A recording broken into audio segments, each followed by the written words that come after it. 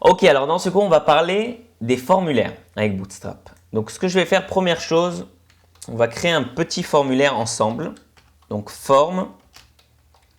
Okay, pour ceux qui ne se rappellent pas très bien comment ça marche les formulaires, dans le cours sur HTML, j'avais fait une partie sur les formulaires. Donc voilà, div. Dans notre div, on va mettre un label.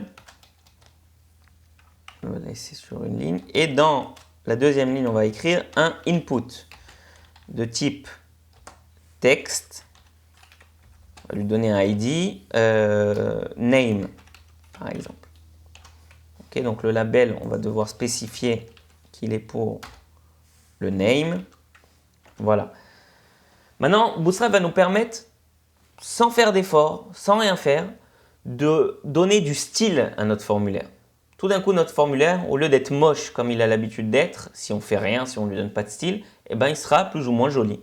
Okay, donc, par contre, qu'est-ce qu'on doit faire pour que Bootstrap connaisse au maximum notre formulaire? On doit utiliser certaines classes CSS de Bootstrap. Donc, c'est-à-dire que ici, par exemple, toute cette partie, ça sera un élément de notre formulaire. Donc, on devra utiliser la classe,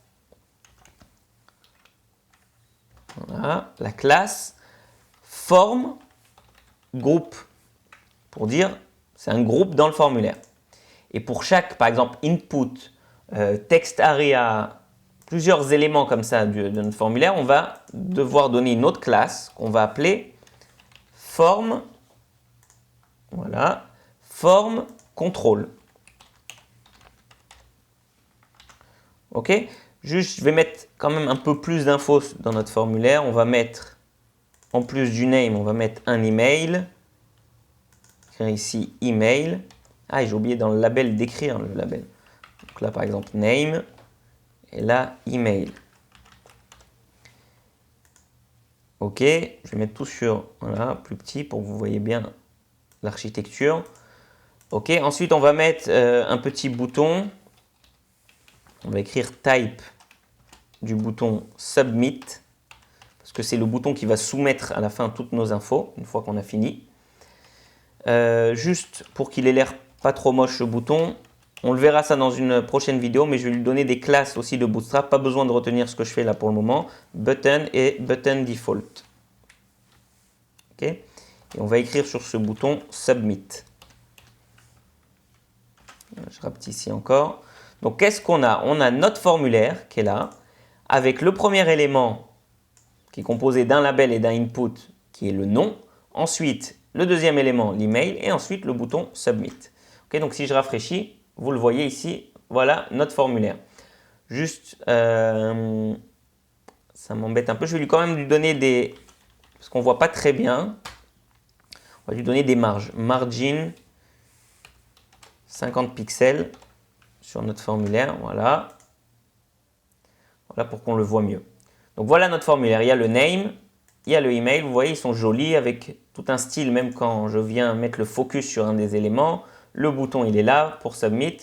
Donc tout ça, tout le style que vous voyez sur ce formulaire, c'est grâce à Bootstrap. Si j'avais enlevé les lignes de Bootstrap, c'est-à-dire ces trois lignes-là, je remets en plus petit pour que vous voyez bien l'architecture. Hein. C'est-à-dire qu'on avait ici dans le head 4 lignes. La première, c'était le viewport, là, le meta tag viewport. Et les trois autres, c'était pour inclure notre Bootstrap. Un, c'était pour jQuery et deux autres, c'était pour Bootstrap. Bon, je vais supprimer, enfin, je vais mettre en commentaire en faisant CTRL/ ces trois lignes.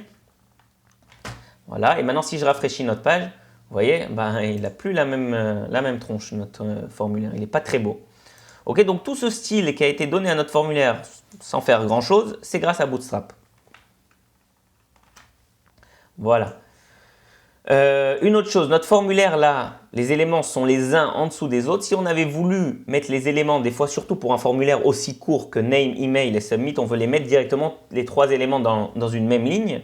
On va pouvoir utiliser la classe, si on va écrire classe, form inline. Je l'ai mis sur le tag du formulaire, ok, sur le tag form. J'écris form inline. Je rafraîchis la page. Vous voyez maintenant nos éléments sont directement dans une même ligne. Ok, je vais juste remettre forme. Voilà. Ok, maintenant on va passer sur les différents éléments qui existent. On se rappelle du text area. Text area. Ok. Dans le text area, on va lui donner aussi la classe, comme les autres, form control. Ok. Et on va lui donner, ce qu'on lui donne, oui, c'est qu'on va lui donner un ID. On va l'appeler commentaire, par exemple comment. Souvent, ça peut servir à faire des commentaires parce que c'est un long texte. Et ce qu'on va faire, on va copier tout ça, tout l'élément, on va le faire de la même manière, avec un label aussi. Et je vais reprendre et le mettre à la place du input qui est ici. Et le label, on va le mettre le label pour le comment. Et on va écrire comment. Voilà. Voilà notre text area. Okay, vous voyez, lui-même aussi, il est stylé de la même manière. Un style simple, sobre et efficace. Ok. Qu'est-ce que je voulais qu'on voit? Les autres éléments classiques, par exemple la checkbox. Donc, si là, je viens, je fais div class checkbox label. Dans le label, je mets directement notre input type checkbox. Ok, value, c'est pas important puisqu'on n'a pas l'intention de faire quoi que ce soit avec notre formulaire là. Et là, on va écrire la valeur du label, donc option 1 par exemple. Donc là, on a une checkbox avec un label sur lequel il est écrit option 1. Donc voilà notre checkbox. Ok. J'aimerais juste vous montrer si on aurait pu en avoir très bien de la même manière deux comme ça. Écrit checkbox 2 et ils se seraient mis les uns en dessous des autres. Si on avait voulu par exemple aussi faire les checkbox dans la même ligne, j'aurais même pas besoin de faire une autre div pour entourer tout ça. Je serais venu, j'aurais écrit directement comme ça. Et sur le label, j'aurais pu écrire la classe Bootstrap aussi. J'aurais utilisé la classe checkbox. J'ai écrit quand même un peu plus gros pour que vous voyez. Le problème, c'est qu'après, on perd la structure. Checkbox inline. Ok. Si je prends cette classe, je la mets également sur le deuxième label. Donc là, vous voyez bien que nos deux checkbox sont les unes en dessous des autres.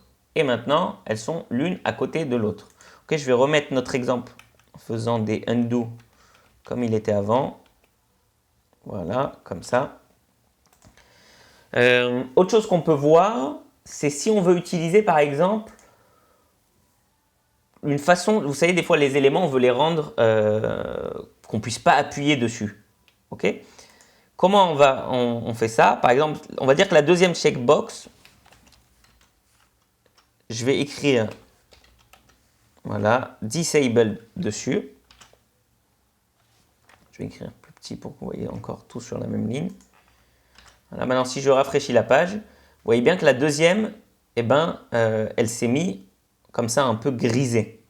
Okay, de la même manière, si j'avais voulu en faire encore plus, j'aurais pu directement ici, class checkbox, sur toute la classe, j'aurais pu écrire disable.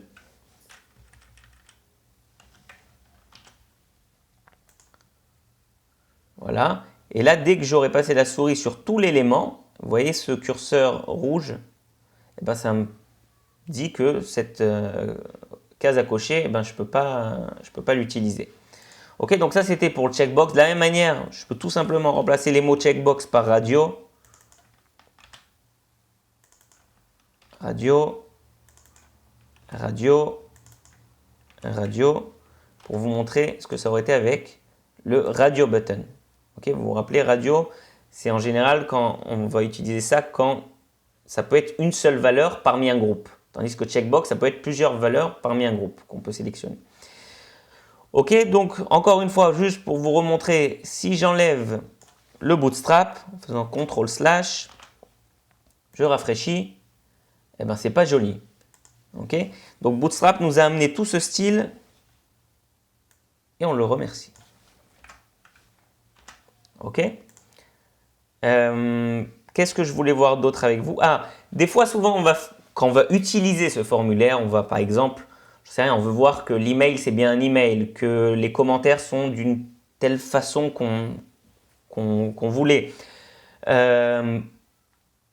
Des fois, vous allez vouloir qu'un élément apparaisse d'une certaine façon à l'utilisateur pour lui dire allô.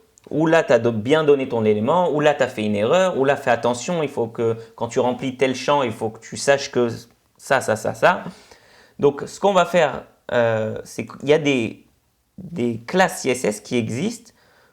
Regardez, vous savez quoi, je vais vous montrer ça directement avec un exemple. Si je viens là et que par exemple, j'utilise la classe hasSuccess, je l'ai mis sur le commentaire, ok. Je rafraîchis, vous voyez, ça s'est mis en vert ici. De la même manière, j'aurais pu le mettre tout ça sur le nom au départ. Vous voyez, et lui aussi, il s'est mis en vert maintenant. OK. Maintenant, si j'avais voulu dire il y a une erreur, par exemple, j'aurais utilisé la classe hasError. Ça, c'est des choses qu'on aurait dû faire dynamiquement. Okay, avec du JavaScript et du jQuery, on aurait dû rajouter ces classes. Vous voyez, maintenant, il est entouré en rouge pour nous dire qu'il y a une erreur. Donc ça, c'est aussi quelque chose qui peut nous aider en Bootstrap. Autre chose que je voulais voir avec vous.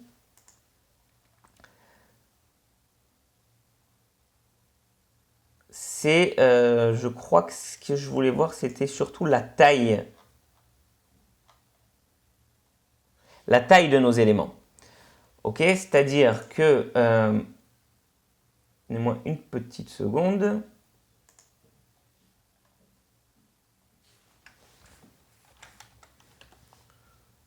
Voilà. Si par exemple ici, j'avais voulu que, j'en sais rien, mettre l'accent sur le nom, vraiment c'est important. Ok, déjà je vais enlever juste les champs hasError. Ici hasSuccess aussi on va enlever. J'avais voulu dire que le nom c'est vraiment important et j'aurais voulu l'écrire plus gros et que l'input soit plus gros et que quand on remplisse l'intérieur ça soit plus gros. Donc ce que j'aurais dû faire c'est tout simplement par exemple utiliser une des classes CSS que me donne Bootstrap qui est par exemple input. Vous vous rappelez les catégories d'écran, eh ben, ça revient un peu plus ou moins, ça s'appelait input LG. Vous voyez, maintenant mon input, il est plus grand. Quand j'écris dedans, c'est plus grand que si j'écris ici. Quand j'écris là, c'est plus grand que quand j'écris ici. Okay, c'est grâce à cette classe-là, input LG, que j'ai rajouté sur mon input name. Ok, donc voilà, juste pour vous montrer quelques exemples que Bootstrap, il peut nous aider depuis le style de notre formulaire. En 2 temps 3 mouvements, on a mis à l'écran un formulaire qui a l'air beau et qui a l'air tout à fait fonctionnel. Ok, voilà.